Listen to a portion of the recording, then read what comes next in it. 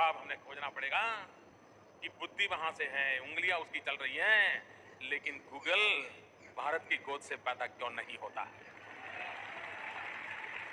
Microsoft Bharat की गोद से पैदा क्यों नहीं होता? MP3 भारत की गोद से पैदा क्यों नहीं होता? टैलेंट वही है, काम वही कर रहे हैं।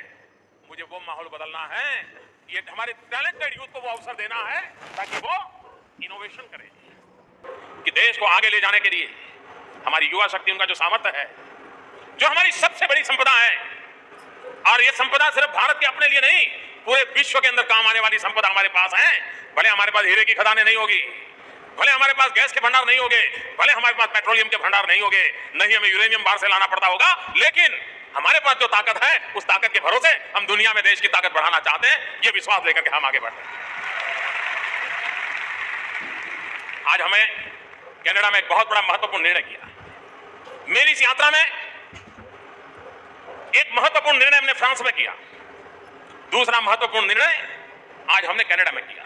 बाकी तो बहुत महत्वपूर्ण हुआ है, लेकिन दो चीज ऐसी हैं कि जिसके तरफ कुछ लोगों का ध्यान नहीं गया है।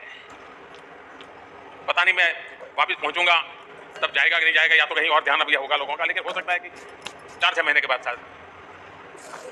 फ्रांस में एक महत्वपूर्ण निर्णय हुआ, वो ये हुआ, हम लोग न्यूक्लियर एनर्जी के लिए दुनिया भर से रिएक्टर मांगते थे। हर कोई देश हाथ ऊपर कर देता था, बात चलती थी, 2-4 साल बात चलती थी, फिर बात ऊपर हो जाती थी। बहुत लंबे अरसे से विषय पेंडिंग था, कोई देने को तैयार नहीं था, क्योंकि सबको लगता है कि कहीं बॉम्ब न बना दे, और जो बनाते हैं उनको कोई रोकता नहीं।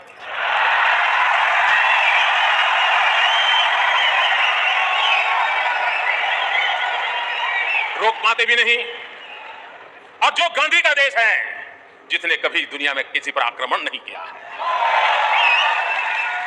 जिसने शांति के लिए शहादत मोली है, ऐसे हम लोग हैं, उनको कई वर्ष हो गए रिएक्टर के लिए भटकना पड़ रहा था। इस बार हमने फ्रांस के अंदर एक कंपनी के साथ, भारत की कंपनी का MOU हुआ है, और मेरे लिए खुशी की बात है, सबसे बड़ा काम होने वाला है। अब वो रिएक्टर भारत में बनेगा।